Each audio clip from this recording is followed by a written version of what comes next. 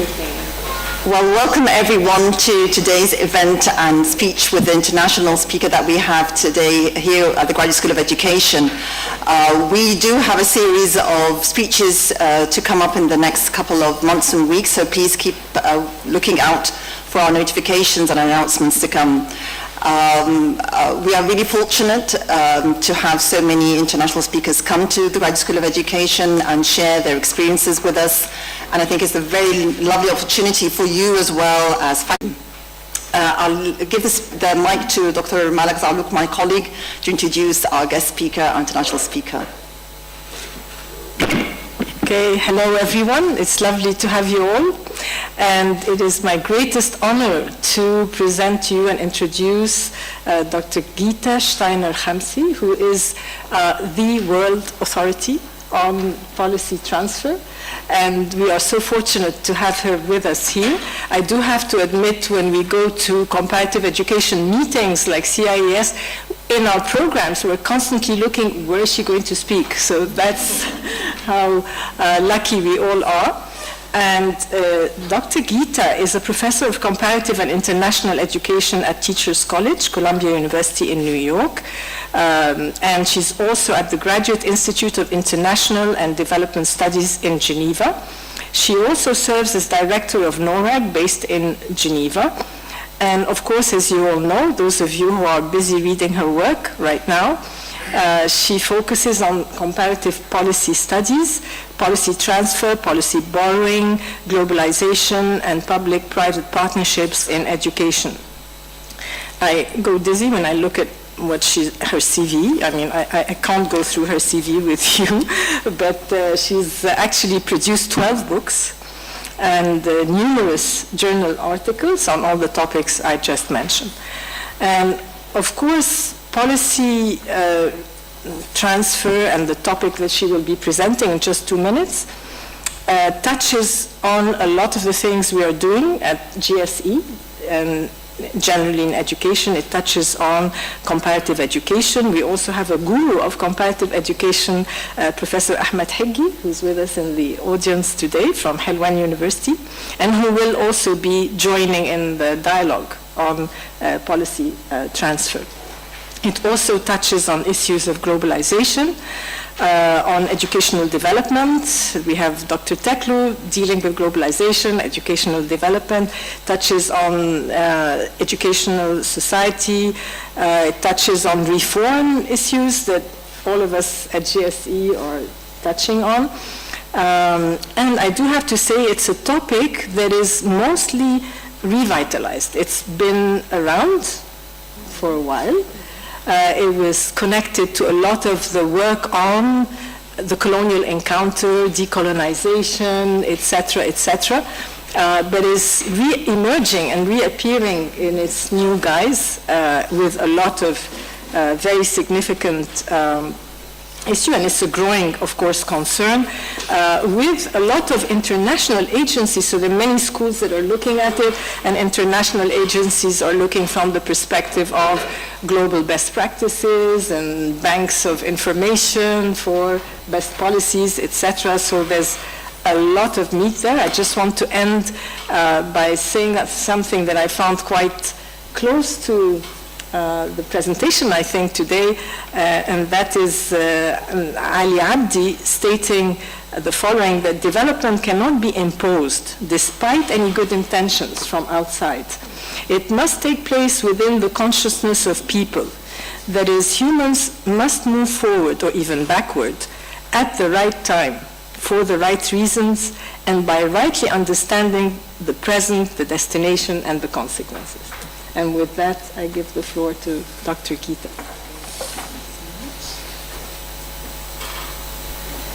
Thank you so much for coming through the traffic of Cairo all the way here. It is a great pleasure speaking with you and in front of you, and I would like to thank especially Professor Malak Zalouk and Heva for organizing this talk on such a short notice. I will leave enough time to have a real discussion, first with Dr. Heggie, who will also talk about policy borrowing and lending, and then with all of you to discuss. But feel free to interrupt me and keep it as informal as possible. I would like to talk about one topic that is, of course, close to my heart. It is policy borrowing and lending. It is one of the oldest fields I worked in, like 20 years ago, and it's the first research area which got me tenure and promotion to full professor at Teachers College. But then I also moved on into globalization studies and public-private partnerships using social network analysis. But today I will first talk about policy borrowing and lending, because this is at the heart actually of comparative education, and then combine it a bit with globalization studies and public-private partnerships in education as an example of a global education policy that went global. So this is the 2012 book that I co-edited with a student of Jürgen Schriever. Dr. Heggie Florian Waldo is the one who has the position at Humboldt University in Berlin. He's a former student of Jürgen Schriever, also a systems theorist. This is the 2012 book that we edited. And then the 2016 World Yearbook of Education is together with two colleagues in comparative ed, Anthony Berger from Barcelona, who writes a lot on globalization and privatization in education, and Chris Lubinsky, who is now at the University of Indiana. And they really introduced me to this bigger field of globalization and this intersection with privatization in education. So if you don't mind, this one, something went wrong with this image, but the left is a book that's going to come out in the spring. It's on commercialization in education, and this one came out in the fall on PPPs in education. So let me try to connect all those, but I know that many of you are interested in policy transfer and policy borrowing, so let me maybe talk a little bit more about that and then skip the other slides when it comes to PPP, okay? So this is where it all starts. So what we are interested in comparative education and globalization studies is trying to understand why one reform or one policy goes global. And you can name it. There are so many examples. Public-private partnership, privatization is something that started in a few countries and then went global. Others are student-centered learning is something you would agree, or inquiry-based learning. It's something that at least at the rhetorical level, I think every education system, every educator would think that this is how it's supposed to be. There are other examples that you could, the right side is the example of total quality management or quality assurance in higher education. The idea that it was part of the Bologna process, but many educational systems use quality assurance mechanism in higher education, enabling thereby private universities. So the idea was to let go of the state monopoly in higher education and allow private universities, but at the outcomes end, have a whole quality assurance mechanism and criteria in place to make sure that universities get accredited.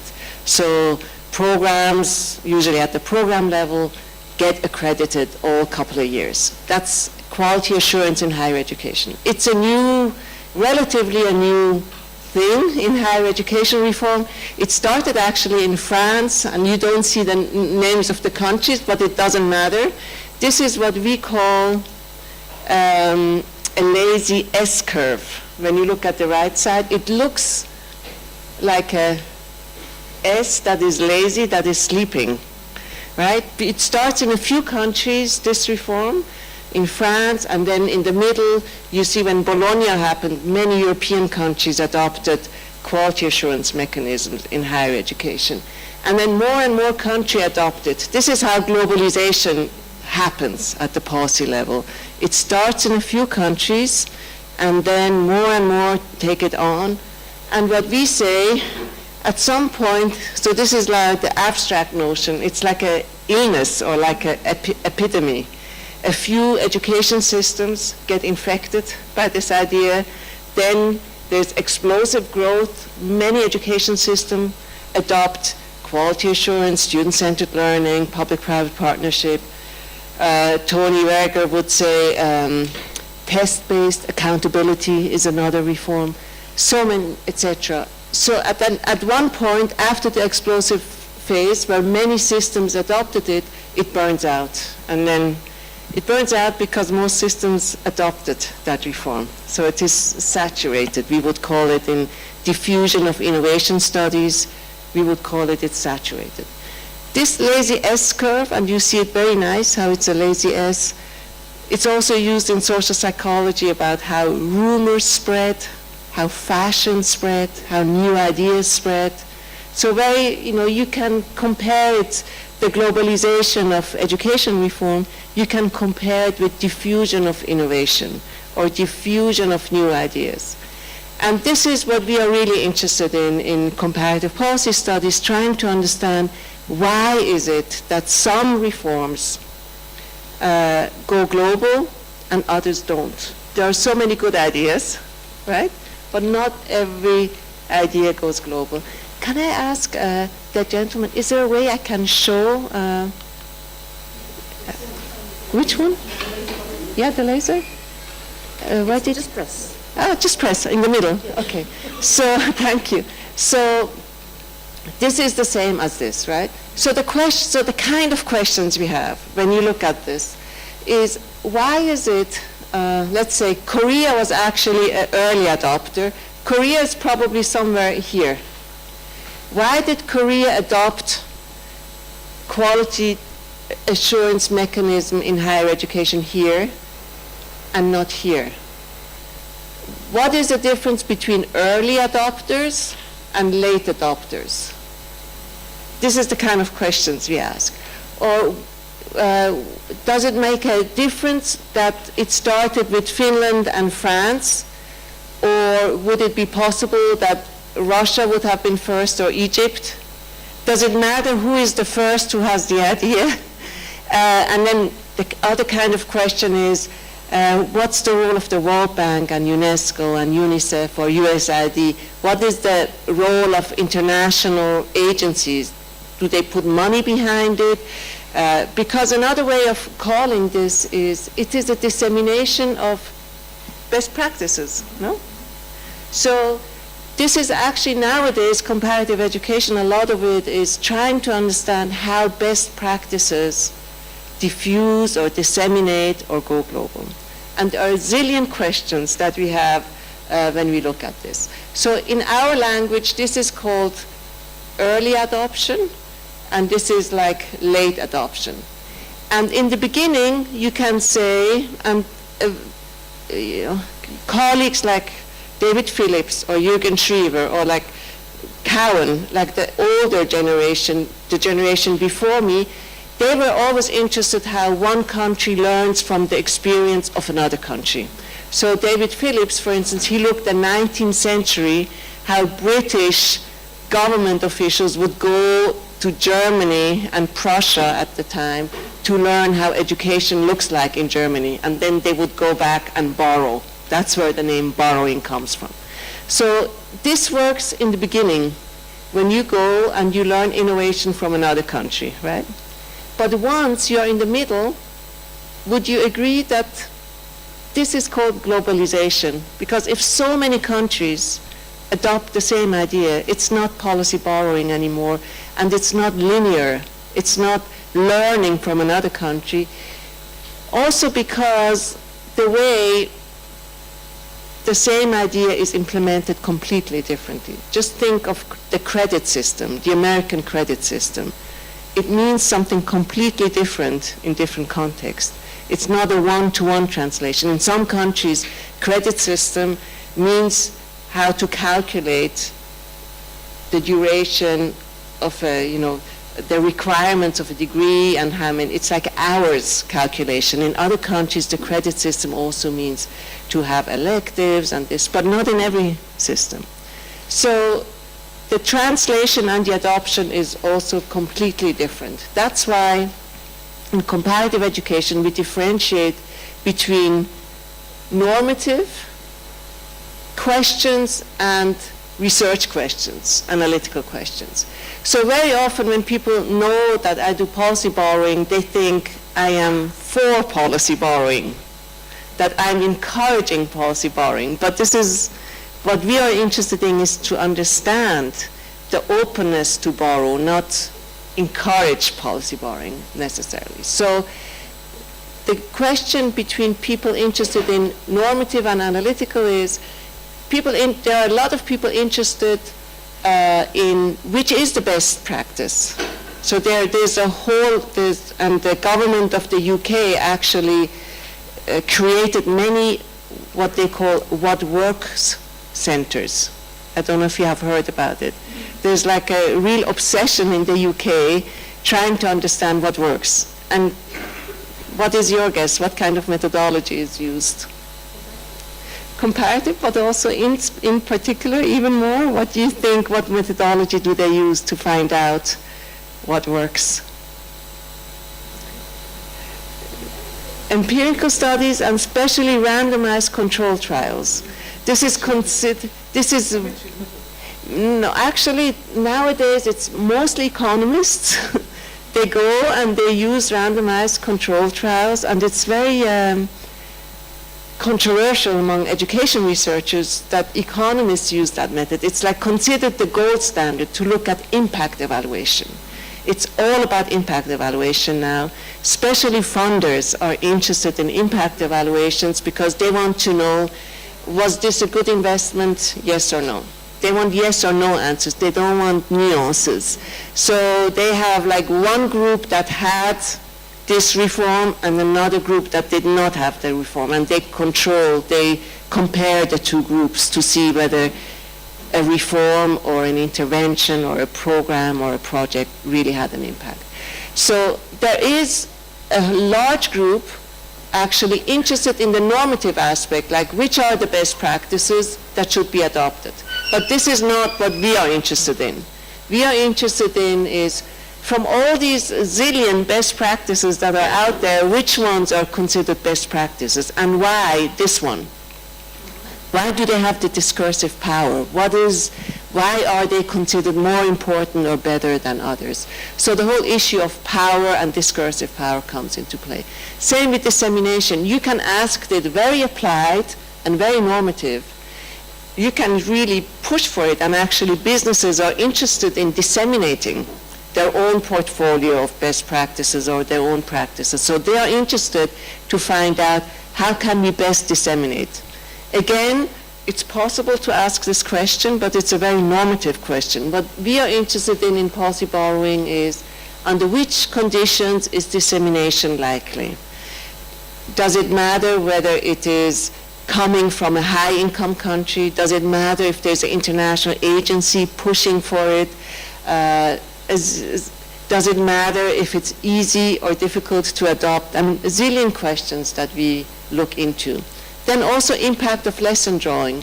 You can ask what has been improved as a result of a new reform, which I have two hats. I also work in projects. I work in a lot of projects funded by different agencies, bilateral aid, multilateral aid. This is the kind of things we look at, what has been improved. But in my academic work, we look at who is benefiting, who is losing, who got empowered and who got disempowered as a result of policy transfer. Again, transfer costs, you can ask it very normatively, but also analytically. Now let me move on and show you this is the way we see it. I'm a systems theorist similar to Florian Waldo or Jürgen Schriever, who Dr. Heggie also knows. We are interested, if you go back, we are interested to find, there are different ways of looking at this. If you come from the Stanford School of Education, like John Mayer, Francisco Ramirez, Patricia Bromley. There's a whole group of so-called neo-institutionalist theory. They believe that education becomes standardized. More and more countries adopt the same kind of education because it's a standardization or rationalization process. And it is basically Max Weber adopted for the education system that talks about the rationalization process in education. So for them, they look at countries over 150 years, and they look at how social studies or human rights education became a global project. And they look at textbooks over 150 years, and they see, yes, there is a convergence. Education systems become more and more similar. They have what I call a bird's view on things. Like a bird, they look at education system, and they see they become similar. What we look at is, as I said, what happened in the local context at that moment that an education system was open for best practices, or open for globalization, or open for lesson drawing. So we look always at the local context to understand what's happening. And there are different ways of policy borrowing. One is to borrow from another education system, like here. This is the example of during the beginning of the neoliberal era, there was a lot of policy borrowing going on between the UK and the US, like choice, national curriculum, standardization, outcomes-based education, all this. This was back and forth. So this is learning from another education system is one form of policy borrowing. Another one is from another subsystem. Usually it's the economy, quasi-market reforms that we have with demand, supply, cost effectiveness. This is thinking, economistic thinking applied to education, but also, and that was the first one, the world system or international standards or best practices. This is a way we look at in systems theory. We look at in the education system what is happening, that there is this openness towards what's happening in other countries or best practices. So we don't think that there is a globalization is an external pressure, but we are interested at the reception side.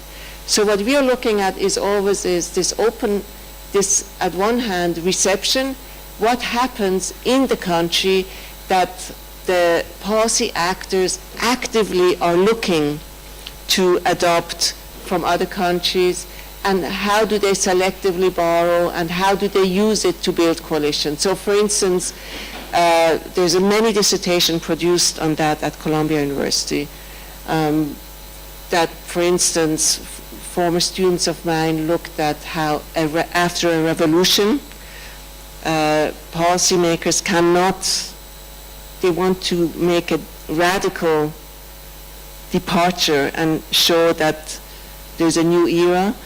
So rather than looking back, they want to say that we are open towards the world, and they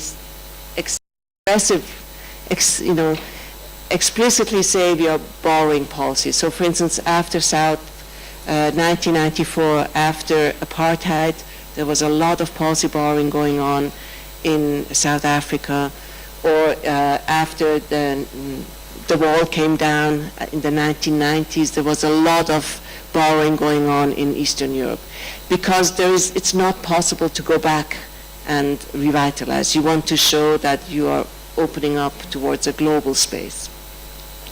But then whenever you borrow, it's always by default selective. There is not a one-to-one relationship. So if you use systems theory, reception is always a big part of trying to understand why were they receptive? Why were they open for internet? Why was an education system open for globalization and for policy borrowing? But we are also interested in how they translate it. What does the credit system mean in one context? What does quality assurance mean in another context? So we are looking at how it makes sense in how it is translated. because very often policymakers say it is some reform is borrowed, but actually a similar reform exists already. It is usually done if there is a disagreement. It is easier to say it has been imported from somewhere. So this was about policy borrowing. We can talk more about it in the discussion. Let me now move on to PPP and globalization, because one of the big phenomenon is this public-private partnerships that in systems theory we say if two entities get structurally coupled, their logic changes as a result of that. Because in education, there's this book I put that seeing like a state is different than calculating or counting like a business. Business is about money, and the state is about social redistribution. So what happens when the two collaborate? And this is the newer kind of research that I have been doing together with others. And the first generation, they looked at the businesses. It was like, we were like in disbelief how fast the private sector moved into education. So the first generation of research looked how businesses, how the education market really grew in a short period of time. There were more and more think tanks calculating what money could be made with education. And of course, many of us were worried about that. And in the beginning, it was all a disbelief. So the next generation of researchers tries to understand why. Why is it that education became so interesting for businesses? What happened in education? So similar to policy borrowing research, we look at the system itself to understand a development. In systems theory, in policy borrowing, we looked at the receptiveness, what happened at that moment that they were open for outside influences. Same, trying to understand PPP in education, public-private partnership. What is it that in the education system, what happened in the education system that it became interesting for businesses to move in? So let me say a few things about that. Examples of the global businesses is the testing and textbook companies. You know some of them. I'm sure Egypt is highly privatized, and you have a lot of experience here. But also in low-income countries, there is a big movements of bridge schools, Omega schools, GEMS is global, IB, not IBE, IB, International Baccalaureate. I'm interested in International Baccalaureate, which is a very good school, but it is really expanding massively. But Teach for All is another example. So these are all examples of global businesses, some of them non-profit, some of them for-profit. So I put them here. But then also consultocracy. That's a term that Helen Gunther created from Manchester University. Booz, McKinsey, BCG, especially I think in the Middle East, they're very strong. They work for the government. At the end, the government signs off, but the strategy planning document or the sector review was done by these consultocracies. The whole Gulf area is very strong in this region, but also, ICT and English and Gates Foundation. So what is interesting is private sector was always, in some countries more than in others, a big part in education. And I'm sure in Egypt you have a whole history of private schooling. But it was usually a separate, a parallel system. There was a public system and a private system. But what's interesting now, and this is part of the research, is when businesses not only become providers, but they become advisors to the government on public education. That's a new phenomenon. And it's also a new phenomenon that they lobby for certain school reforms. And especially my colleague Chris Lubinsky looked at Gates Foundation, how they're funding pro-choice policies, for instance, in Washington, the state of Washington. He and Wayne Au, they looked into that. Ted, you? Mm-hmm. Have a lead into the American culture war now. The textbook was such a curriculum, between the state, Texas, textbook that projected the founding fathers as driven by Christianity, and it created a lot of controversy. The textbook that said the standard, the textbooks are eventually adopted by other states. Right. And this is, textbooks industry is really important. Textbook industry, and what's not here is the testing industry is also, it's huge, Pearson, because Pearson is now also with PISA. So, and PISA expanded every year more and more, so, and I'll talk about it even more now. It's what we call backward reform. You start with testing, and then you put textbooks in line, and then teacher education, and then at the end, the standards. So, but you start with testing first. And so what's happening in public-private partnerships, there's two types of research. Some of us, and I'm interested in both, but today we'll talk about the public money going to the private money. It could also be the other way around, the private money going to the public sector, which we would call philanthropy in education. This is also an important piece of research, and actually, AUC, I was supposed to meet with them today, but it didn't work out. You have a very strong philanthropy center that does interesting work. So it could also be doing research on the money going this way, which would then be philanthropy in education. But let's talk about the public money going to the private sector. And these are the four things I think, or I was analyzing, why businesses suddenly got interested in education at such a big scale. Let me take you one by one. So it's economy of scale, payment. It's not payment before results, it's results-based payment actually, and access to a global market, and then service contract. So first one, economy of scale. Education really became a big project with masses of people, not just schools, but because of the whole talk on knowledge society. It's not just a talk, it's also a reality. In fact, part of the new, I don't know if you read the World Bank 2019 report, World Development Report. It's not written for education people, it's the World Development Report. They developed a new human capital index. And actually, I should look it up how it is for Egypt. It should replace the UNDP Human Development Index. Remember who had like child mortality, adult literacy, how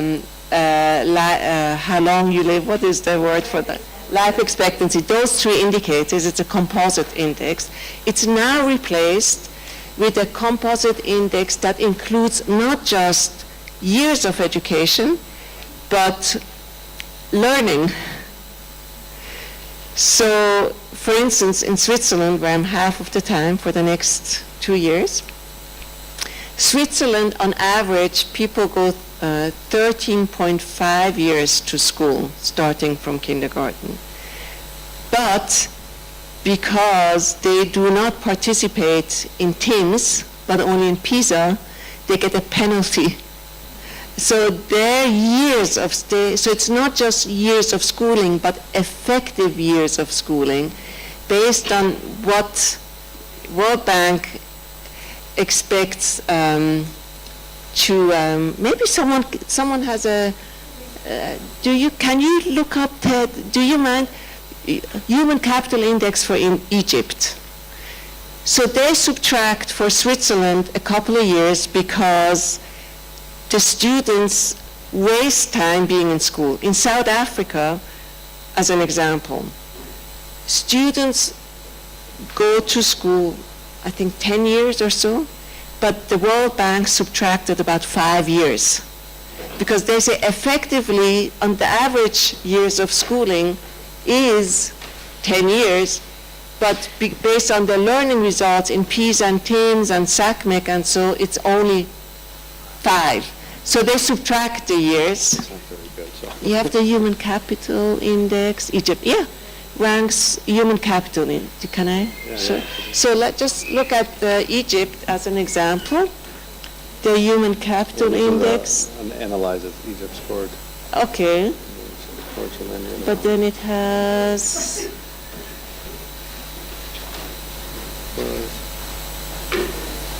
Does it say about learning and years of schooling?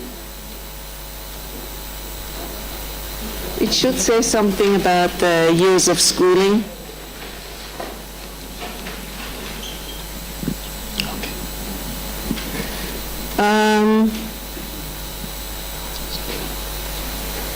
Yes, that's good. Huh? No, can you hold this cat for a second? I'm just going to, because I think it's going to be interesting. They say it's below the average actually in Egypt. So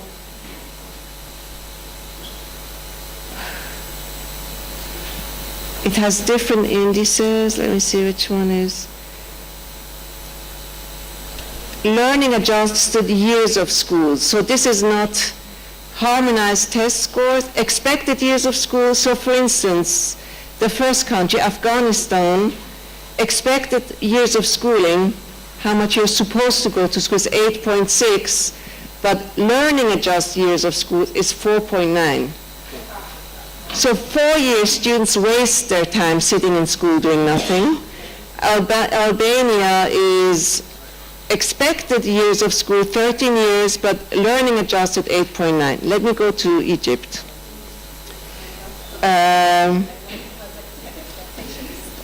Egypt, so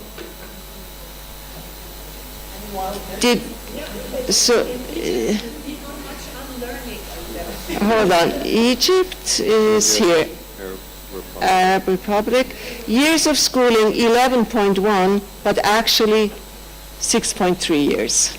So your students, according to the economists from the World Bank, based on PISA and TIMSS and all the others, your students are below average. That's why they subtract the years. The best country is actually not Finland, but Singapore is the benchmark for the World Bank. They say in Singapore, students do not waste a single day. They're supposed to go 13 years and 5%, 13 for 5 years, and that's how much they learn actually. So Singapore is the highest. It is 13.9 years expected years of schooling, and they learn 12.9. It's almost the same, right? Incredible. So this is just show you how, thanks, learning and the whole talk about a knowledge society, and the World Bank is interested in it because they say productive countries, economically productive countries have good school systems where students do not waste their time. So it's not just how many years they go, but what do they learn. And this is part of the knowledge society, and the knowledge society is linked with productivity, with the GDP, economic growth, and all that. With all these repercussions, what it means that, pressure put on education, on showing that students really learn. They shouldn't just be sitting in school, they should be learning something. So there's this whole talk about knowledge society, and international organizations put money behind it, that we have this whole talk about education across the lifespan, testing across the lifespan, because it's not just sitting in school, but doing well. And how can you know how students are doing well is by testing them. That's why testing became such an important thing in school. All these standardized tests, it really is a global education policy, having more and more tests in more and more subjects across the lifespan. This is one reason why education became attractive for business. There are other reasons. Another reason is, so this is the economy of scale. So it's not just, students are not just during school, but across the lifespan. And in fact, the World Bank talk is that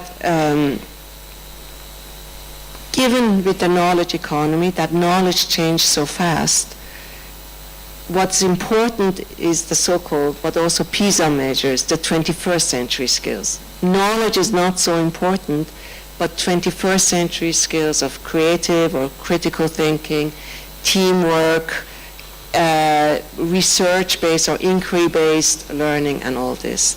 So for that reason, for instance, the World Bank says or recommends not to start vocational education too early, but later, because strong foundations in education is more important than specialized knowledge in a profession or in a field. Malik, you wanted to say something? Yes, please, no, go ahead. Yes.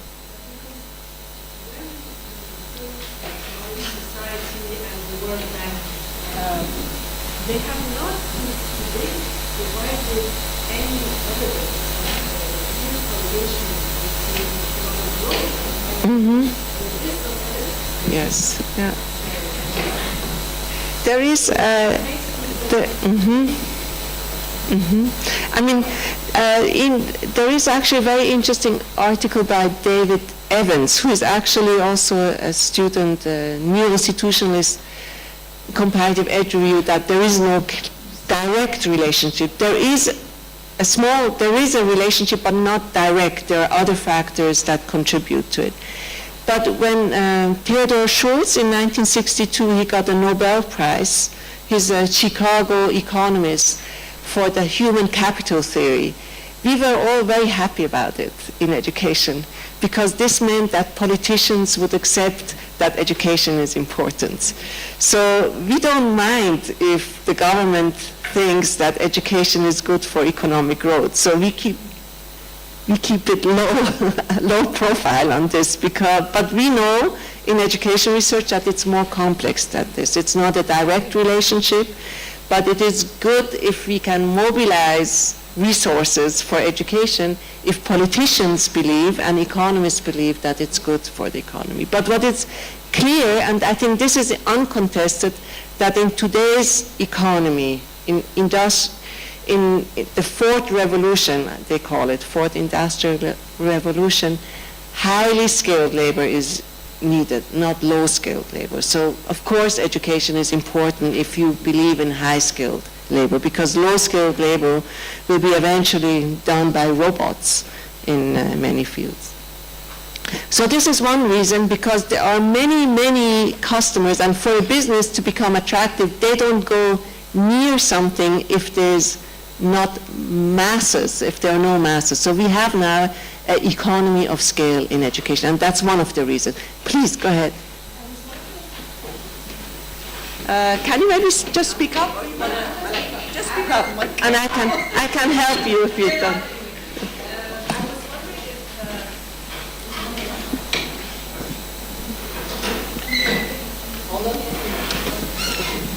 Try, and then I will be your amplifier. I'll be your amplifier. Interesting. Okay, so I was wondering, oh my God. Okay. I was wondering if the businesses are interested in Singapore, for example. Are they interested in Singapore? So, I mean, are they going to be interested in Singapore if the life expectancy, the learning expectancy is not that high? And in maybe they would want actually the education not to be so well, because they would want to continue in educating people for the rest of their lives, basically. I mean, it's a good point, a good question. I mean, they are in Singapore has been criticized in education research. We criticize Singapore for scoring so high on TIMSS, or Korea and Japan, or Shanghai. Because one of the arguments is the reason why students are doing well in Singapore, and Singapore should not be used as the benchmark, as the best education system, is because they have a very highly developed private school tradition with cram schools, after school, private schools, private tutoring and all that. So this is also industry. There's a whole industry, private school industry, after school. Do you have that in Egypt also? After school private tutoring. So people say if students do well in PISA in teams in Singapore, it's not an effect of good teaching in the school. It is learning, it's shadow education. It's the parallel system, the private education system. And another reason why we believe Finland is a good system, because it invests in teacher education, it has small classes, it's no testing actually. But Singapore, another thing is why Singapore is doing so well. Usually immigrants pull down the average in test scores because they are non-native speakers. But in Singapore, the expats have a higher social class than the Singaporeans because there are so many expats, and they pull up the average. So it is the whole immigration situation is different in Singapore than in other countries. But let me move on. Another reason why businesses like education is it's, again, not payment before results. This is confusing. Don't look there. Let me just say it to you. No. It should be results-based payment, because now there is this trend, and it's actually, people are really worried in development, because UK DFID started with it. I'm looking at you because of the British accent. UK started with it. The World Bank and IMF are pushing for aid upon delivery, or results-based aid. And it's one of the conditionalities. Remember how in education and development, do you teach comparative ed? Is development studies part of comparative ed here? Okay. So you know how you probably teach or learn about conditionalities. It used to be structural adjustment, and then poverty alleviation, and governance, and now it is very much at the programmatic level. It's not those, well, it still is. It is in addition to those big macroeconomic conditionalities for giving aid, it's also having to prove that the project was successful. And again, here we go again with randomized control trials. That's why randomized control trials became so important, impact evaluations, because money is only paid if the project was successful. Part of it is paid in advance, but the full amount is only paid at the end. This includes not just DFID and IMF and World Bank, but also Global Partnership for Education. For instance, they have 70%, it's called fixed part, they give in advance, and the 30% of the project cost is only given if they succeed on 3 criteria: learning outcomes, equity, and there was another one. So this is the new reality in aid, but it's also the new reality in education in general. And that's, again, the public sector giving money to the private sector if they prove that the project was successful. So they give, a little bit or sometimes more than half, but not the full amount. The full amount is only given if the girls are enrolled, if the children learn on standardized tests. And again, both testing becomes very important and impact evaluation. It is an outcomes orientation or results orientation. And this is the whole new reality, not just in education, all of social policies like that. And businesses love results-based payment because that's how they function. That, you order a mechanic in many countries and then you only pay once it's fixed. You don't pay that. And that's a business way of thinking, that you deliver and then you get the money. And because it's this way, businesses can compete with the public sector because they can prove that they have good results. And this is the argument of businesses. The way businesses operate, and especially technology businesses in the Silicon Valley, they say we are not a provider. They say we are better than the public sector because we can prove that children learn with technology, and in our schools they learn better. So there's a very aggressive way that in the US at least, that they say that we are more effective, our schools are more effective than public schools. And results-based mechanism in education and outcomes orientation is one of the reasons. third reason. So this is what I said. This is reverse curriculum development that is happening, and that's why the testing industry, such as Pearson, is so big. You have the test first, and also Cambridge International, I don't know if they are big here in this region, they bring the standardized test, and based on that, you start with the test, and then you develop key competency standards, and then you develop curriculum, and then textbooks. So it's all linked. But to be fair, part of the reason, especially in developing countries, in low-income countries, is that there is an open hand policy, and sometimes governments, like I worked in several countries where it was a mess because the government got one grant to develop textbooks and another one teacher education and another one the test, and they were not coherent. Not aligned at all. It was like students were tested on something they never heard about. So that's why sometimes governments themselves, they prefer to have one agency or one business that brings everything coherent and aligned. Yes, please. Good. Mm-hmm. Not sure if this is working. I work for DFID. Yes. So can I defend them a little bit? And please go ahead. So I recently joined a DFID FCO project to work on prosperity in Egypt. And in their defense, we used to use what we call activity-based payment, Yes. where we require the activity to take place first, and then we make the payment to the implementers. And now, after the pressure from the World Bank, as you know, because they do the other one, which is the milestone-based payment or results-based payment, you call it. So it's just enough to have the activity. It doesn't have to be successful, the activity. At the you moment, say. for us, it's enough to have the proof that the activity has actually taken place, so that we pay the partner or the government that's implementing the reform.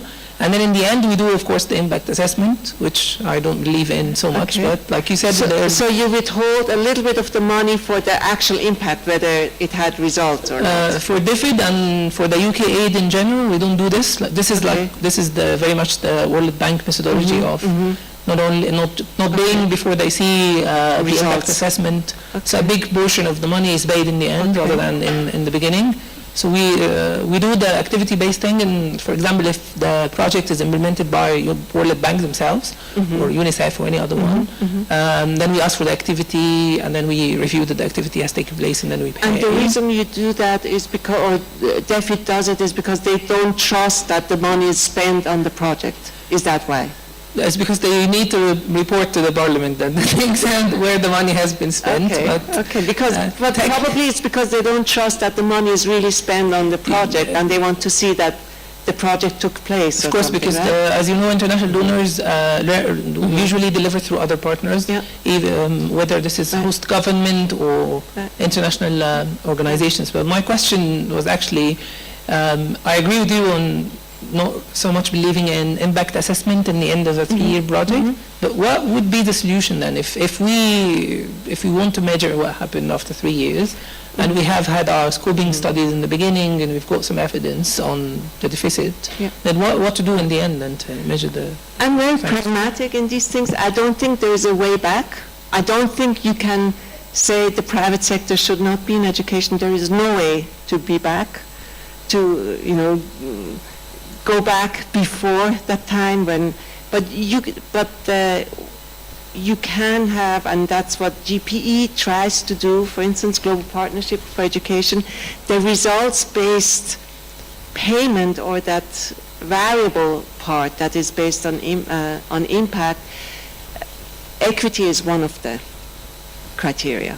Because one of the big problems with results-based payment is that schools, there's zillions problems, let me just give you a couple. One of them is it encourages providers not to take weak students that have disabilities or slow learners or are bilingual or what have you, because they bring down the results. That's one. It also encouraged them to lie, or gaming, we call them gaming, to game with numbers, that they say they show a progress that did not really take place. They game, they play with, they maneuver, they doctor, they manipulate data. But data has become really important. So that's another question. Sometimes results-based payment is done in countries where the indicators are weak to start off with, and we pretend we can trust numbers, but we shouldn't be trusting numbers in many countries. They are made up to start out with. So so the solution is to have criteria that ensure equity. And the other thing that I personally believe is that education, if the money comes from the public sector, I don't care if rich families can afford rich schools, pay tuition, they should do it. But if it comes a special threshold where the middle class takes out their children, there is no more incentive for the government, who consists of middle class people, to invest in public education.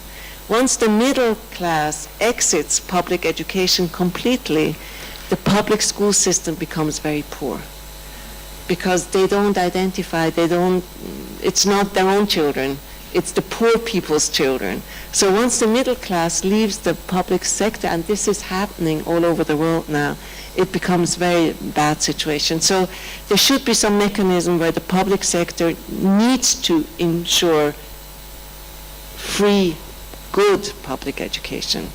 So even though the private sector is there to stay, there's nothing you can do, but you can ensure that there is equity standards, for instance, or with results-based aid also. Mm-hmm. Mm-hmm.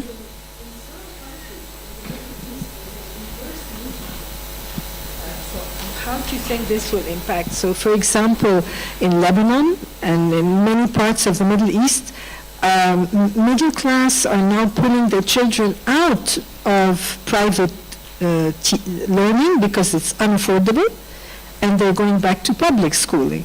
This is happening a lot in many parts of the world. So how would that...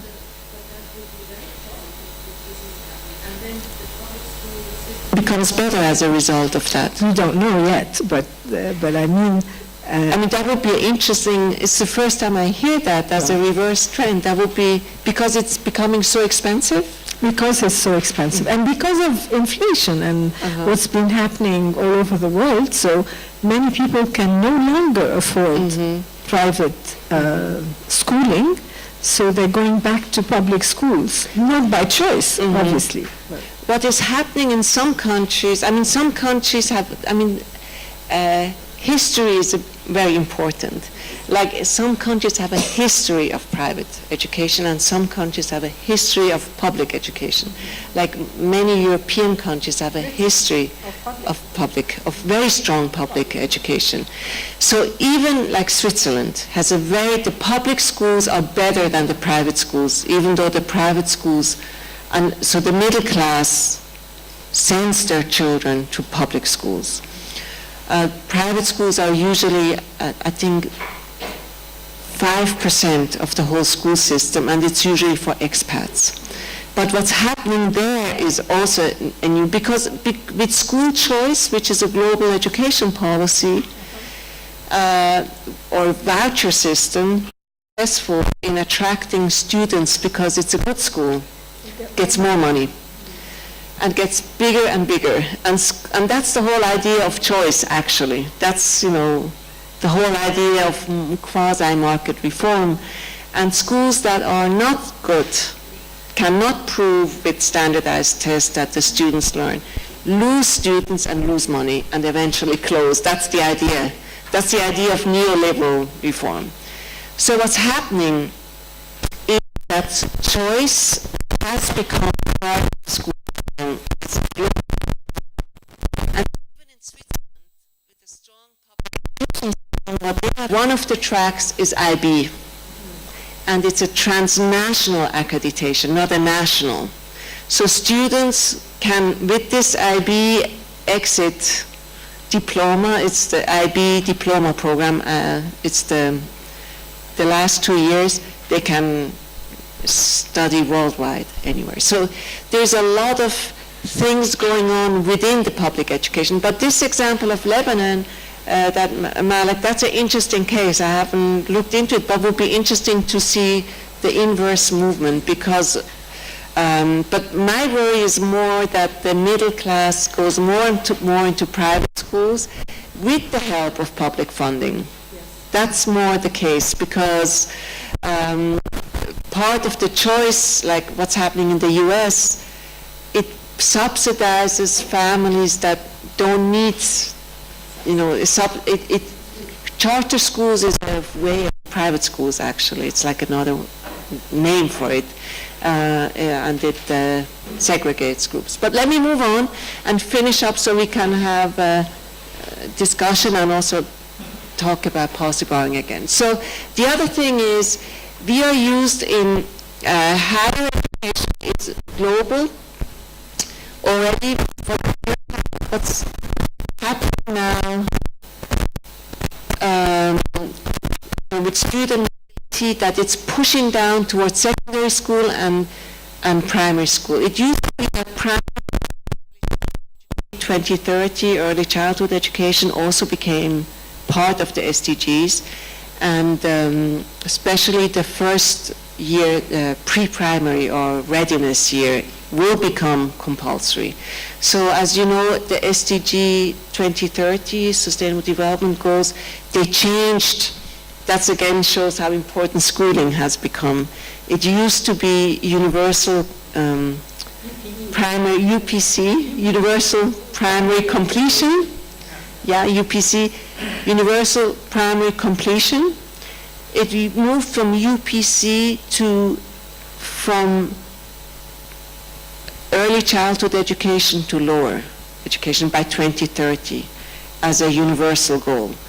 And with that, and with two tests at the end of primary and at the end of lower secondary. So OECD is getting ready to get everyone tested at the end of primary, because these are the two benchmarks.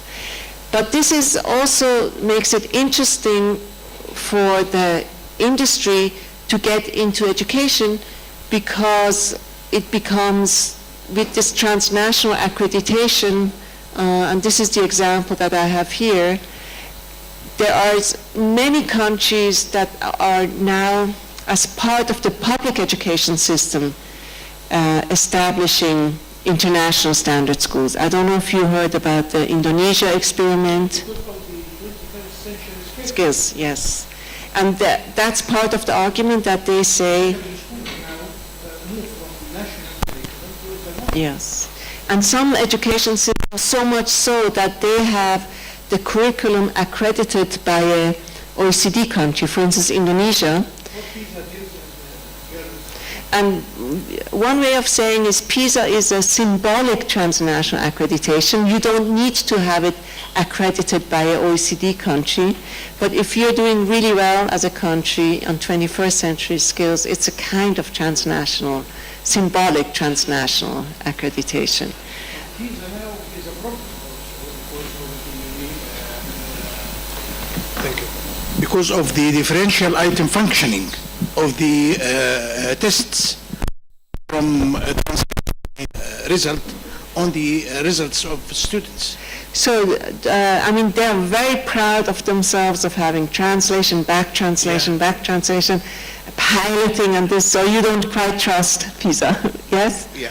Okay. I mean, the problem with PISA is, and let me just move to the PISA point, because this is the big difference between TIMSS and PISA that I wanted to show you. So basically what I wanted to show, part of the interest in public education is the access to a global market that the businesses will have, because I think in 20 years from now, if privatization advances at this speed, we will not necessarily, well, we have it maybe for the poor, an Egyptian or a Syrian or a Swiss or an American education system, but we will also have chains. We have IB, we have this type of school and that type of school that is transnational. I think that's the future of education, and it is not necessarily good for society. It's very divisive because they don't learn the same thing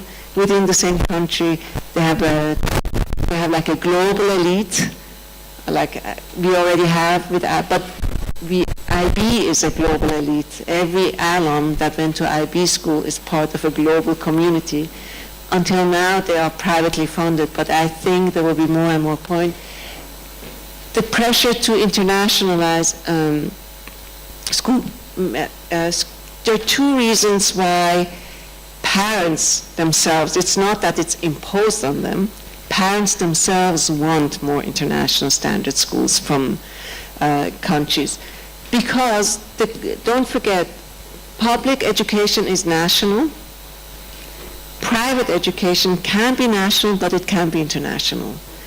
And parents love that.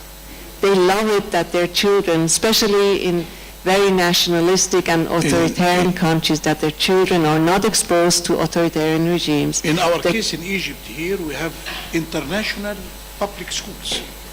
Now, Paid from public yeah. IB schools. IB school, yes. the Which is very Egyptian interesting. Japanese school. It is because the private sector can say English is the language of instruction. If it's a public school, they cannot say because Arabic is the national language, but the private sector can do whatever they want.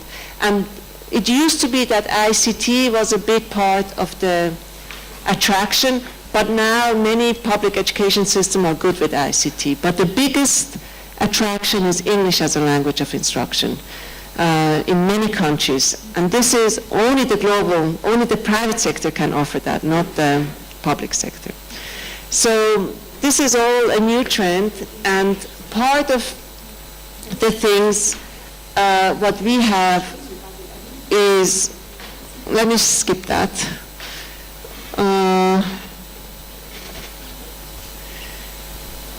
Let me skip that part, and so we have a discussion. Let me skip that part too. So this is the big difference between PISA and TIMSS I wanted to address talking about Dr. Hegig's point. Remember that IEA studies, IEA started in 1972, International Association for the Evaluation of Educational Achievement. TIMSS and PEARLS are the two big tests, right? What they have, it's very much linked to the national curriculum. So usually the first couple of years before they develop the test, they have educational researchers from 20, 30 countries. They agree what every 4th grade or 8th grade student is supposed to know and learn in math and science or in language. So it is based on the national curriculum, and then the students get tested. PISA is completely different. PISA is not based on the national curriculum. It's 21st century skills. And that's why it is, I would call it transnational accreditation. It is linked to the economy more. That's why it's OECD is an economic organization. IEA is an educational organization, and OECD is an economic organization. So it's all about what is good, what does the economy need in the 21st century. And based on that, PISA is developed 21st century skills. So there is no link with the national curriculum. It's a global set of standards. And this, again, businesses love PISA because you can implement the same curriculum everywhere. Not only in one school or two schools, one or two, the whole world, because PISA measures the same thing in every education system regardless of the national curriculum. And the question is for policymakers, and that's an interesting question, and some of my colleagues look into that. What is the motivation for countries to participate in PISA more than once or twice? Yet now it is because of the human capital index, because they get a penalty if they don't, right? So if there wouldn't be a penalty, why would they participate? Because they know they are very good or very bad or in the middle. So because of that, PISA does all kinds of stuff. They, first of all 3 years, they add a new domain. Global, what is the next one is on global competencies, right? Financial literacy was, I think, in 2012 or 2015. So it's every 3 years, it's a new domain. Something else they do is they say it's not only PISA for countries, it's PISA for schools, PISA for babies, PISA for you. I mean, PISA is a whole industry now because they have to keep the interest going for countries to participate. But it is a really transnational accreditation instrument that businesses love because they can develop their curriculum based on that test that is very meaningful for countries. Let me move on. Yes? I think this got stuck. Is that possible that it gets stuck? Okay. I want to show you something which I love this one because this explains it all, and my colleagues, Susan Robertson, and forget about this one, it's complicated, but look at this one. This explains neoliberal or market-based school reform, the logic of it. The logic, I worked 10 years in the Ministry of Education in Switzerland. I grew up in Switzerland. First 10 years, 9.5 years, I worked in the Ministry of Education. And as a ministry person, we would do the curriculum. Of course, it's a democratic country, so we would have stakeholder reviews, we would have teachers union, we would have teachers association, churches, parents, all of them, they would be part of the discussion. But then we would have a curriculum, or we would have a reform, and our job as the ministry was to go to schools and see whether they implement what the government said they're supposed to do. This is old school. And this was only in the until 1775, until 88, I was in the ministry. So, well, it's a long time ago, actually. I wanted to say it's not so long time ago, but it's a long time ago. But this is not how it's done now. Regulation is done outcomes-based. It's not compliance. It's not a regulation or a policy and then check whether it's done. It is standards-based or outcomes-based. You establish the standards. Anyone can open a school nowadays, as long as they prove that the students learned. It's an outcomes system. So you don't have to send inspectors to make surprise visits, what we used to do. You do tests, and you collect the tests, and then based on that, you give the money or don't give the money, or you say you make conditions to the school, right? So this is, and based on the tests, and you don't even need to give money based on the tests, because if the school is bad and if there is choice, parents don't send their children to that school if they have a bus nearby or something. So you don't even need to punish with money. The market mechanism, that's the idea of neoliberalism, the market mechanism takes care of that, because then students just don't go, and then the school uses students. So that's the idea, that's the neoliberal imaginary, the market-based. So what you have, important is to give choice. Because if there's no choice, there's no competition between schools, right? So you have to have a regulatory guarantee for school choice. You have to have choice. You have to disseminate the results from the tests, put it in the newspaper, share it on a website, do something online, so parents know which school is good or bad. You have to allow private providers to open schools. You have to have an incentive scheme such as competitive funding formulas, that means voucher scheme, like that the money follows the students, so it's competitive. And then this is supposedly improves the quality of education. That was the whole idea of neoliberal reform, that if there is competition, if schools know that they lose students by doing poorly, and they lose money by doing poorly, that they will try harder. And this will improve the quality and the efficiency. That's the whole idea of the neoliberal reform, of having school choice, of having vouchers, of having standardized tests, and of allowing breaking what they say the state monopoly in education, allowing for private providers to come in. That was the original idea. We know there's a zillion studies like Amy Stewart-Wells, my colleague at Teachers College, she's now the ARA president. She did a lot of studies. She says, in reality, this is not like that because it's like a bank. A school is like a bank. You don't go to the best bank, you go to the closest bank. But You know, and if you don't, especially if you are a working mother or father, you just go what is convenient. Unless you have a driver and you have someone who can take your child to the best school. And in reality, many parents don't look up, they don't go to a website or they don't understand how important the results are. They just go to the neighborhood schools. So what Amy Stewart-Wells shows is that this market model or neoliberal model in reality creates a two-class system.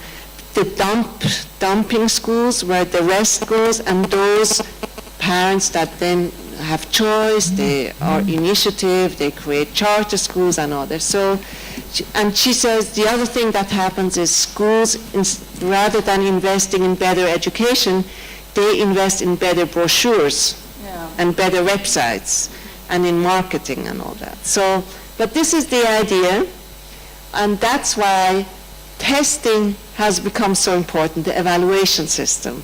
And that's why testing has become like a global education policy that every education system applies, because it's linked with this neoliberal or market model. I'm hesitant to call it even neoliberal because it's a new normal. It's just the way it is now. We don't need to call it neoliberal. It's like an old term for something. Dr. Heggie and Ted, you wanted to say something? I think that there are some countries in Latin America moving from the neoliberal to post-neoliberal. Yeah, Chile, for instance, was like the number one. That is the conflict between the American president and Venezuela now. Yeah. Okay. I mean, in Chile was the first country that was like the showcase because it introduced vouchers very early. And everyone looked at Chile, and Chile really did poorly in the last PISA results, and Andrea Schleicher personally said it's because of the inequity in the Chilean education system that the voucher scheme created. So now they have they're trying to undo some of the privatization that was happening there. Ted,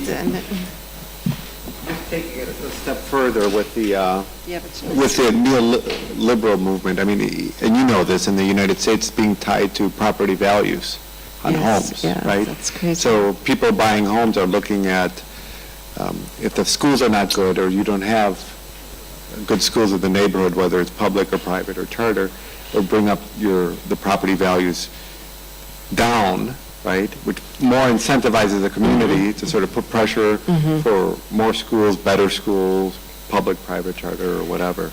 Supposedly this is supposed to change now with the charter schools, because theoretically in any community parents can get together and ask for a charter school and for money, and this is what the new secretary And then the other phenomenon is the for-profit schools like GEMS. Yes. They're based on this sort of model of for-profit. They include programs like the International Baccalaureate program or the Advanced Placement program. James is a good example. I have you one that, my colleague and former student Natasha Rich, who is Comparative Ed Society Emirates, she wrote a great chapter, but I We're don't using think... her book in our class. It's a very great book, but I think I had an example, but hold on. If you don't mind, it's a really great example, because they are offering three kinds of Sonny Varkey, the CEO of Games, he says, hold on.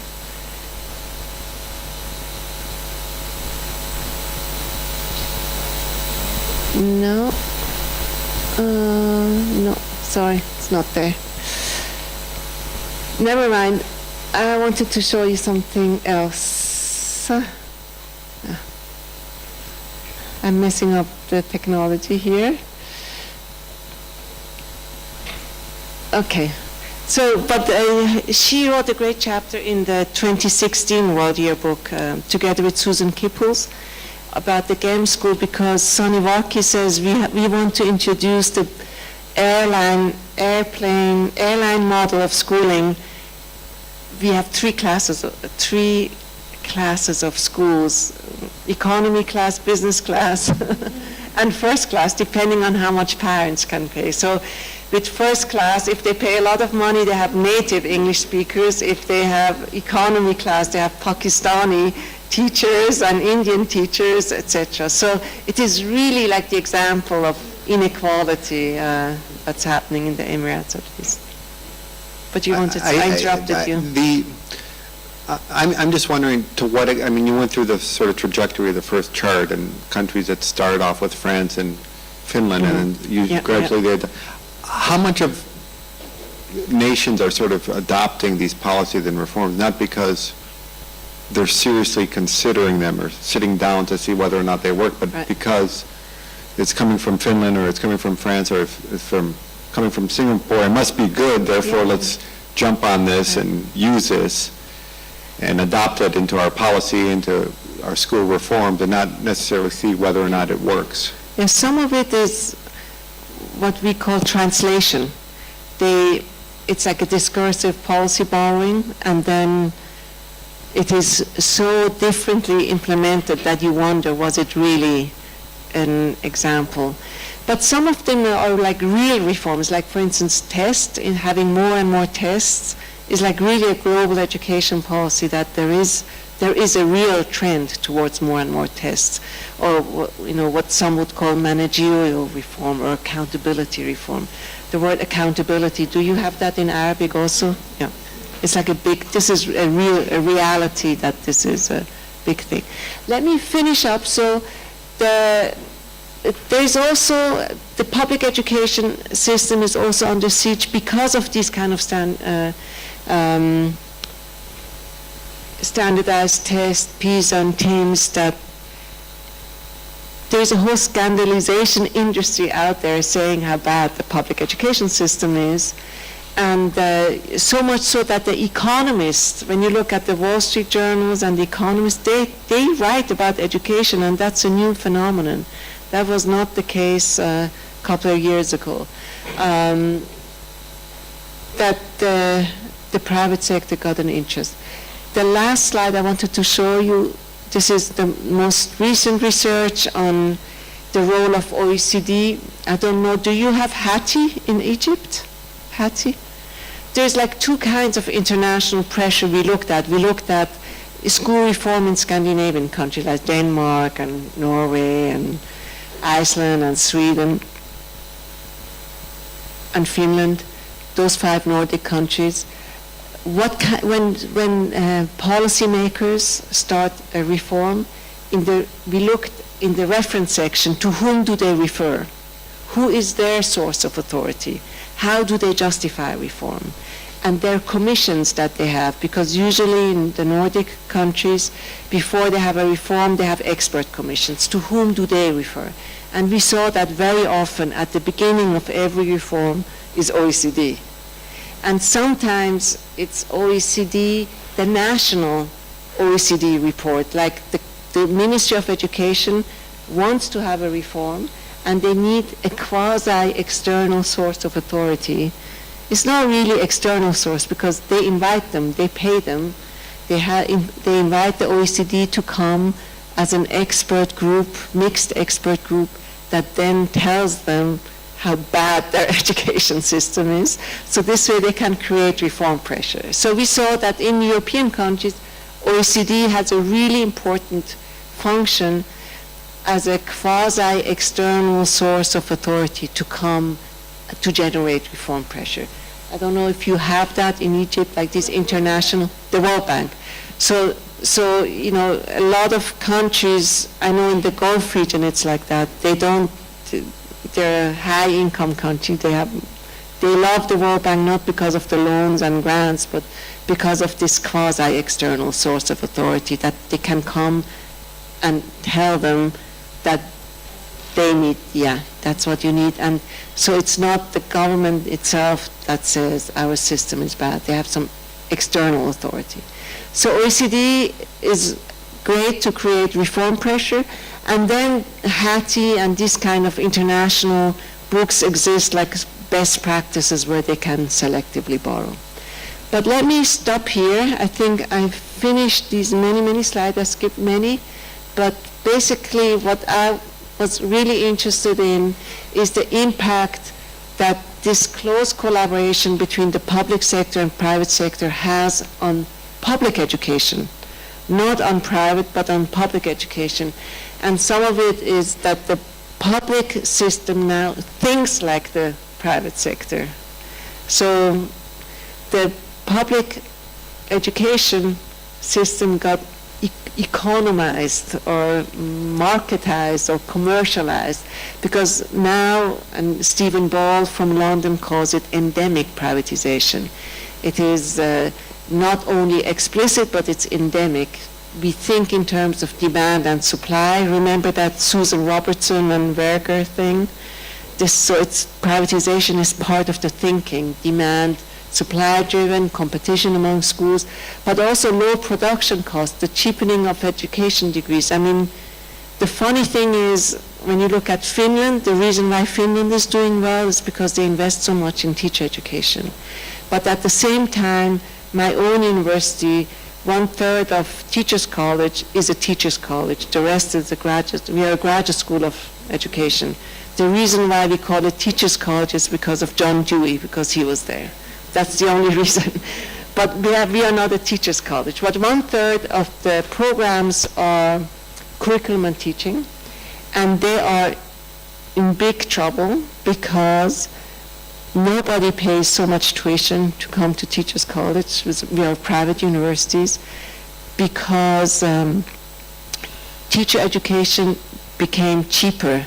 All the university-based teacher education programs in the US are in trouble now, because governments accept lower qualification for teachers. So this is a new trend in the US, that there's a huge crisis of teacher education programs because these private providers, they have their own teacher education, and they train teachers on the job rather than having so-called university-based teacher education. So this is a big problem, that the businesses push for having non-unionized teachers and non-university trained teachers, but their own teachers. So Teach for America has their own, KIPP schools have their own KIPP, and Teach for America collaborate. I mean, yeah, they have their own, and it's cheaper, it's faster. It's usually they take, bachelor students, and they tell them to, yeah, maybe, yes. But this is really a new trend, that the private sector is, the public sector thinks like the private sector, cheapening the degrees, cheapening the cost of education.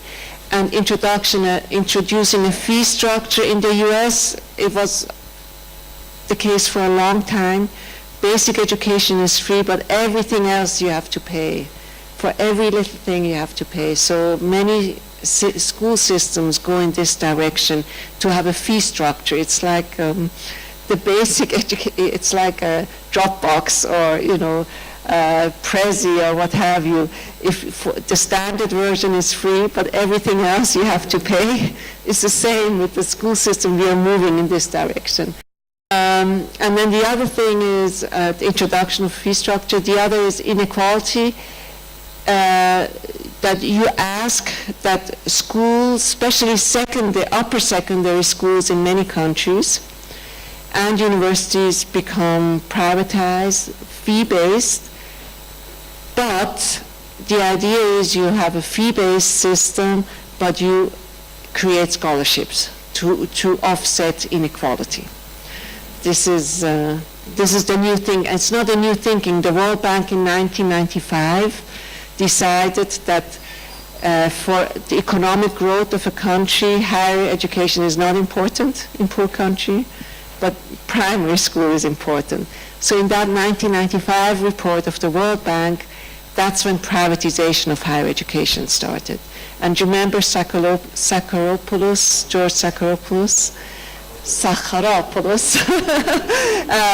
rates of return of education. That's where he, for country after country, proved that higher education, forget it, is not important. Even secondary education at that time was not important. That biggest return to education is primary.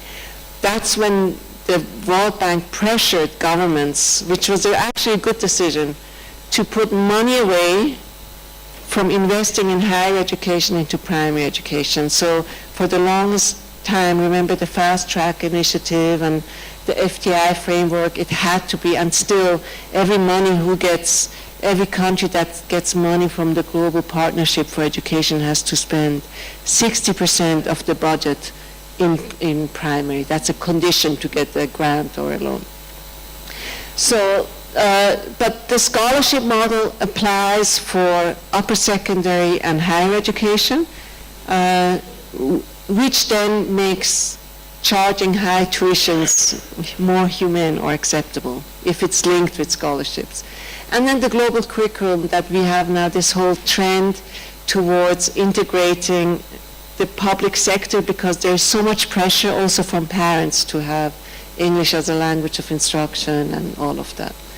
So it is a new, really new development that we are having that is very interesting, how the private sector is becoming part of the public sector, but the public sector also starts to think like the private sector, and in this interaction. Let me end here and have Dr. Hegi say a few things. Yes. Yes. We have the impact on national identity, not only on public education. Yeah. Yeah. I mean, this is the... And I would like also to extend your speech to the political aspects of borrowing, not only the economic. But I do believe that the imbecile governments in a hurry to borrow. Which governments? Imbecile governments, okay. Okay. I mean, the... Can we first? Yes? Okay. An amazing presentation before we go into this discussion. You had the question on the political aspect. Yes, political aspects of borrowing. Are we talking about policy only or policy and practice? We are talking only on borrowing and lending or transfer. Transfer, not only policy, borrowing and lending. It means, I think, another things. Yeah. Yes.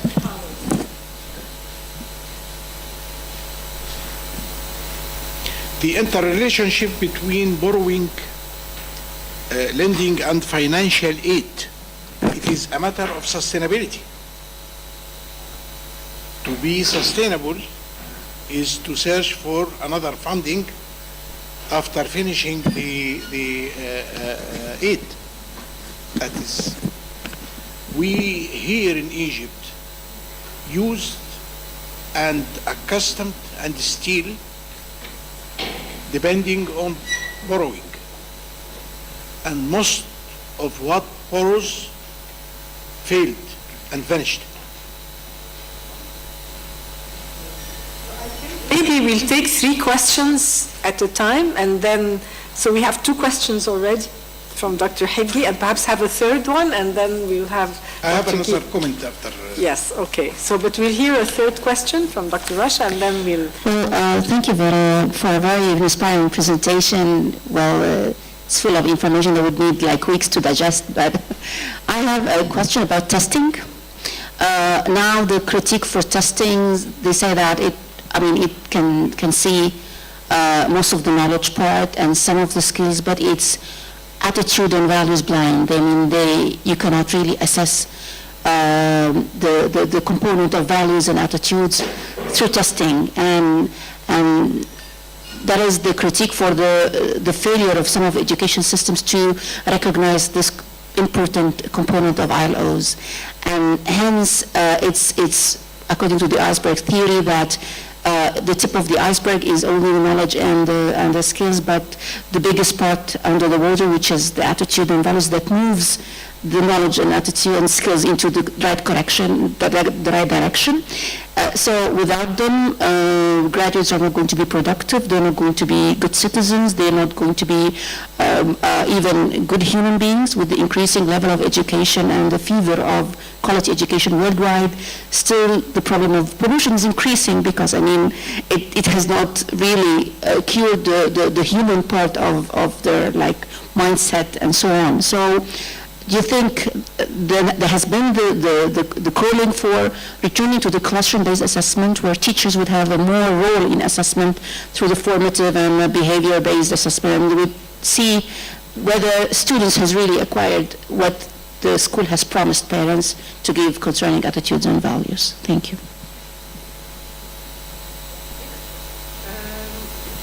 Let me start with the second point, and then Dr. Hegyi.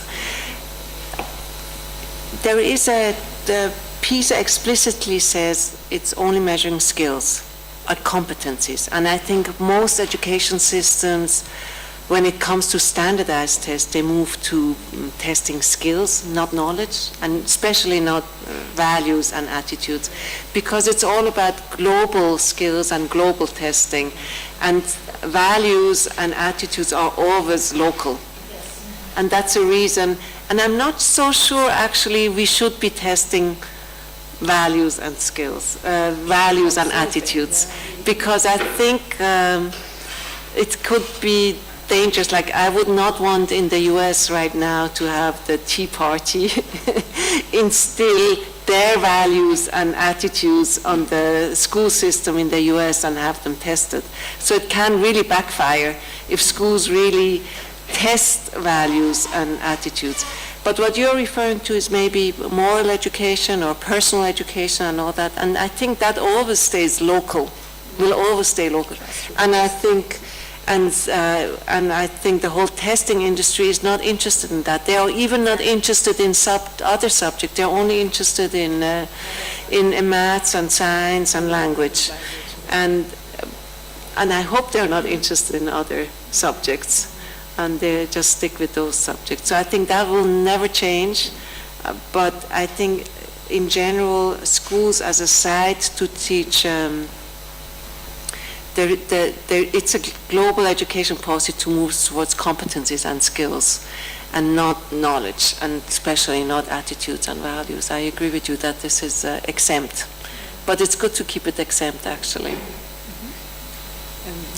Dr. Hegyi, this is an interesting phenomenon about what I would call the economics of policy borrowing, that countries, in order to get money,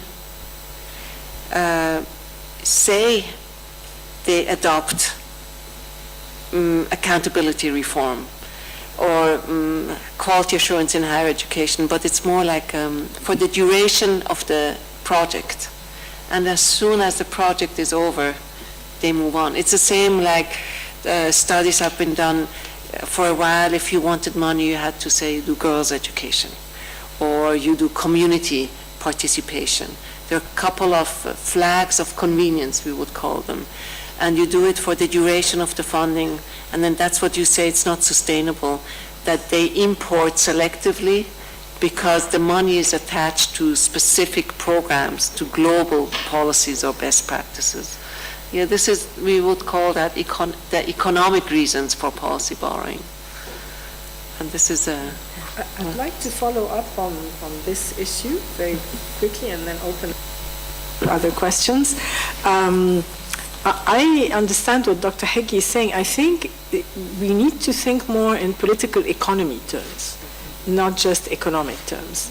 And I think in political economy terms as well, when we're looking at the whole issue of borrowing and lending, we can't just be looking at the local receptive part. We need to be looking at exogenous and endogenous factors. And we need to look at historical moments of what the global movements are. They globalization from above, from below? What kind of global movement is taking over at what point in time? And then look at the receptive end, which is the endogenous, and how does the power relation play at that historical point in time? Because a lot of it is not pure economics. A lot of it is the nature of globalization at that historical point in time, etc., etc. That's one point. And then the other point, I think it would be hugely interesting to look at the positive deviant cases, such as Finland, and to understand, as Pasi Salberg says, how they avoided the international bug. It's been there. People have been pushing so hard for having, standardization, testing, the whole lot. But Finland went its way, and they made it to the top. And it's very interesting, the dichotomous relationship of countries to Finland. So most countries in the developing world will say, aha, Finland, we're doing the Finnish model, blah. But then they skip the part which is about investing in teacher education. For them, they're blinded to that. All they see is Finnish classrooms. And to them, what that means is a lot of resources. So they're not looking at the root cause of what it is that creates a functioning system. It's largely very well prepared autonomous teachers. And of course, autonomous teachers is totally out of the radar of neoliberal, behavior in a sense. So how does one explain this anomaly, this positive deviant case, with all the, political economy around it and the perceptions of the world, and yet it's managed to maintain that? It's very interesting to understand. The newest book I did that's going to come out with Florian Waldo, it's called PISA's Attractiveness or something like that in the title. And we asked, this is the beauty of comparative education, we asked educational researchers from different countries to write chapters and that they say how they explain Finnish success in their country. So Finnish success is explained differently in different countries. Yes. Some countries say, depending on what they want to say, and what they want Finland to put into the mouth of the Finnish education system. Some countries say it's because of the teacher education system.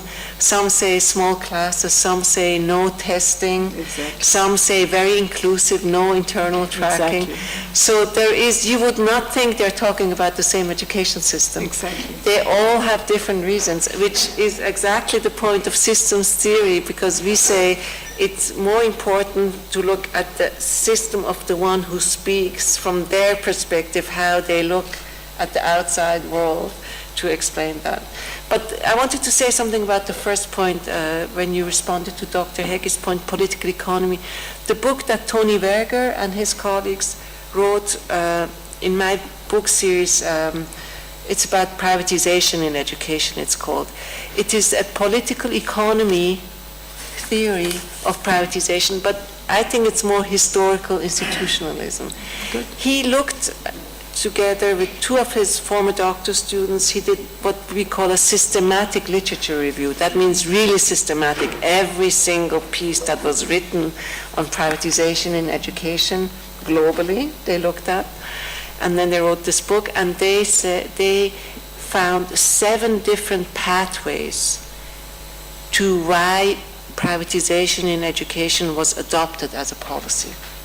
in some countries, like in Holland, Holland is a democracy in Western Europe, it always had privatization because of the churches. Some countries never had privatization, but adopted it because of the global education policy.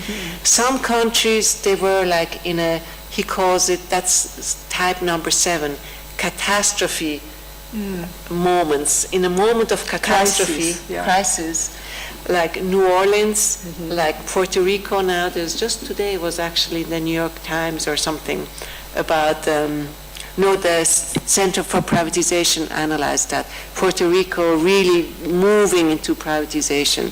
So he says there's 7 different pathways to why countries adopt the privatization global education policy. And I think that's a political economy way of looking at things. To acknowledge there are different histories and reasons why something resonates at a particular moment. Exactly. And it's exogenous. Accomplished an important essay about the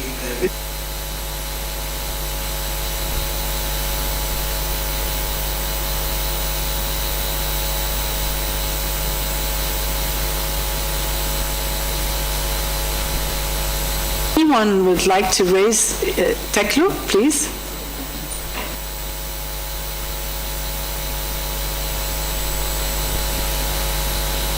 The interesting presentation.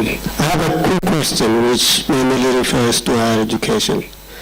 Well, when it comes to policy transfer and adoption and all this stuff, the geography seems to indicate from the west to the south. And then many people believe that this thing called policy transfer is another form of colonialization, particularly to the global south. But my question relates to higher education too. In higher education too, there is this brutal form of economics, where even in research, you have to sort of, your research project needs to reflect what's supposed to be very relevant to the private sector, the industry. And many of the research sponsors, the donors, are the private sector, particularly in Europe and North America. So my question will be, and this is going to be kind of a personal question, how do you see the integrity of science and academia in general in the midst of these kinds of reform movements? Thank you.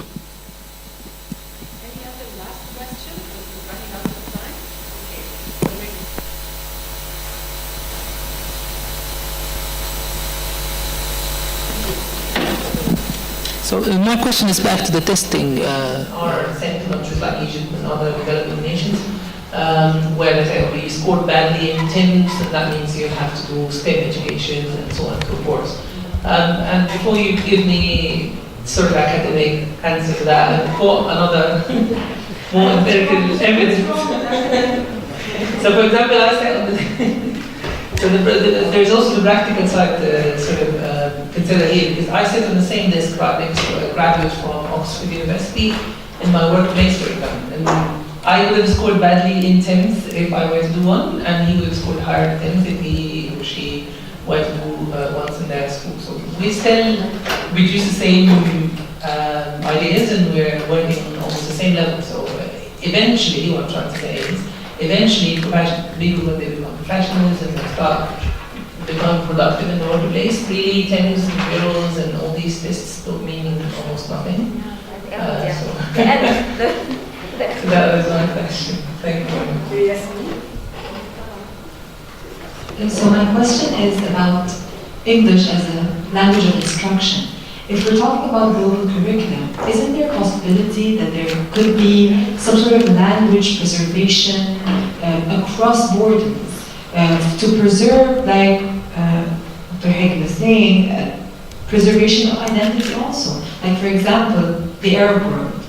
Can there be some sort of like Arabic language preservation? We're also talking about globalization here, like all of us being in unity together to preserve the language. Why does English have to be the language of instruction? I understand that we use it for practicality, but for example, in Finland, Finnish is number 1, Swedish is number 2, and English is number 3. They use it for practicality, not for identification. Right now, we use English as, we adopted it as our language, and we identify ourselves with it, so it's pretty sad. So can't there be some sort of like, something in the middle?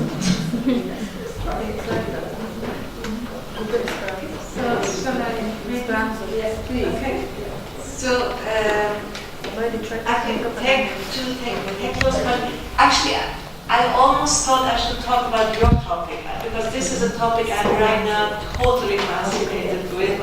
The overlap between what we call science and politics, or evidence-based policy planning or applied science. So what is really interesting is the pressure that science becomes more and more applied, and the pressure that politics becomes more and more evidence-based. So you have these two systems that overlap. Science, more and more applied, means also more and more politicized, but in the case of evidence-based policy planning, and politicians and politics, they don't dare to make new reforms without making reference to studies that prove their point, or having indicators and monitoring results, etc. There's a really interesting literature about by Gibson and Novotny.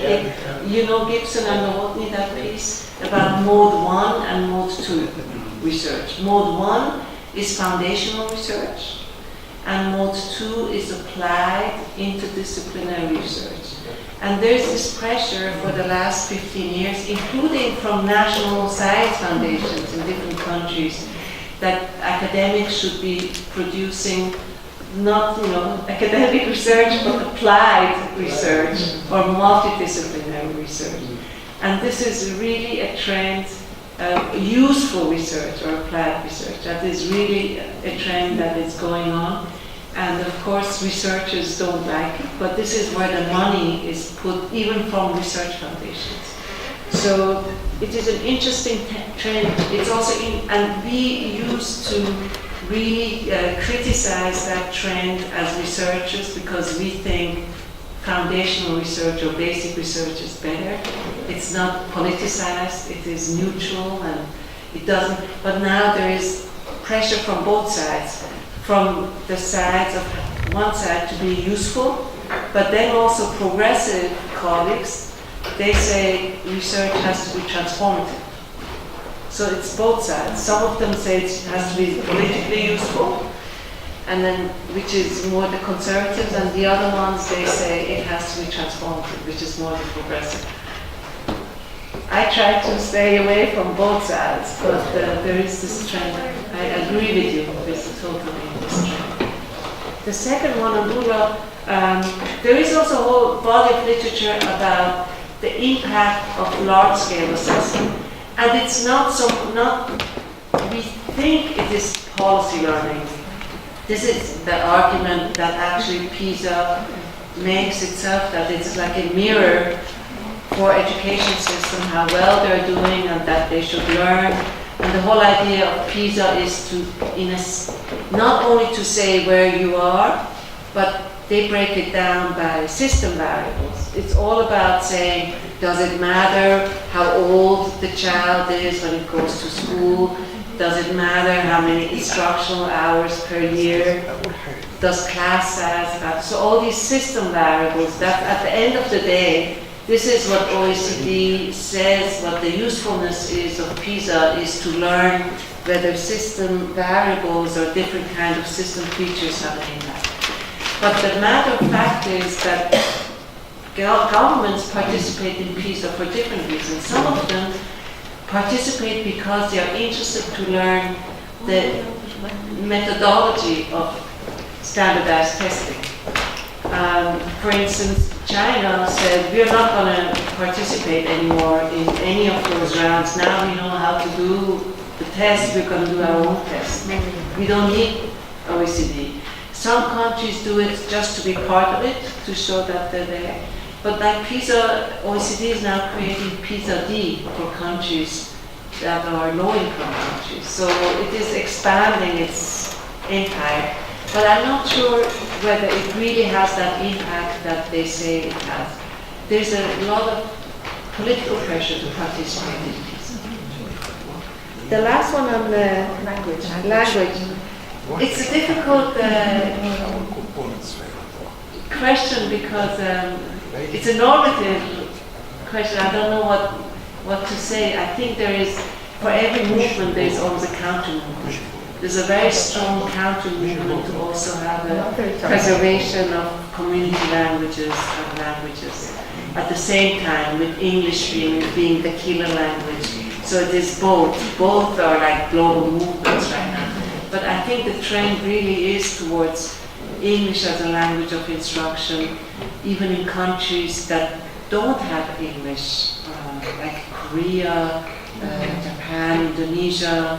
So many countries adopt English as a language of instruction. Even in Switzerland, and I'm sorry I keep bringing this example, we have 3 national languages or 4 official languages, but English is a communication language when the government gets together in government offices. Yeah. Thank you so much, but if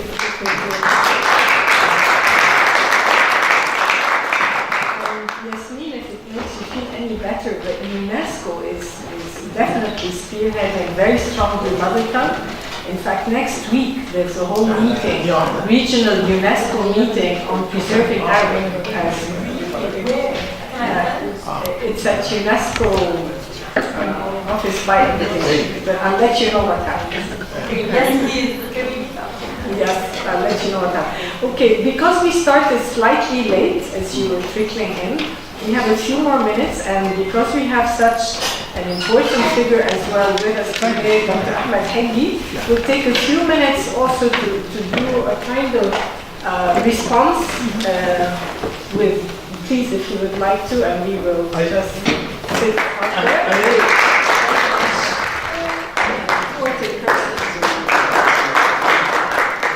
I would like to welcome you in Egypt and thanks very much for this good presentation. I asked myself about the role of comparative education in creating new policies.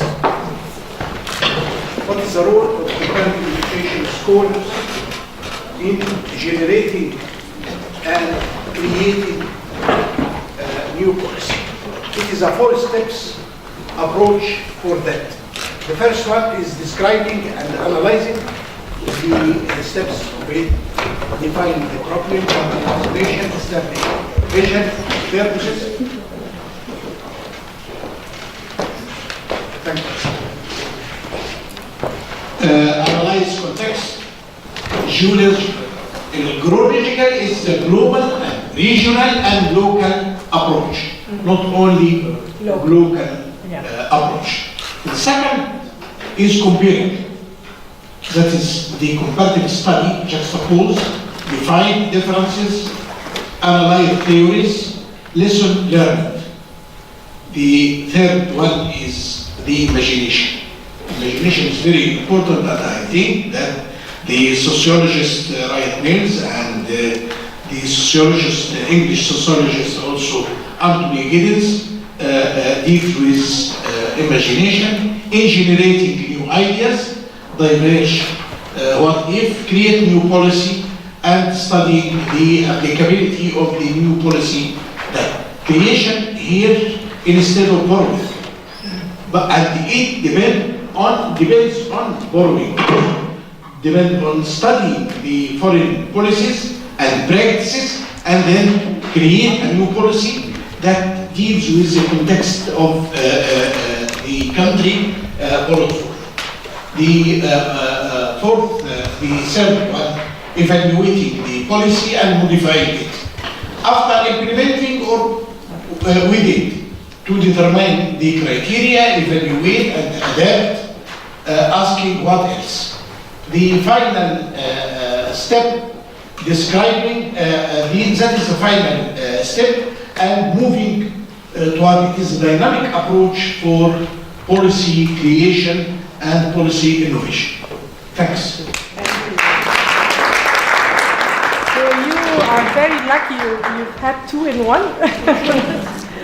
And thank you all. Well, thank you so much indeed for coming over today, and for our guest speakers, Dr. Gita and also Dr. Ahmed Heggi, and our guests from Hegman University, our lovely students, alumni, faculty members, and many people.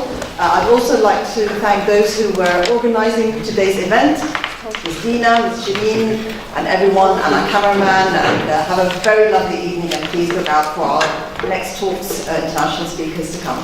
Thank you.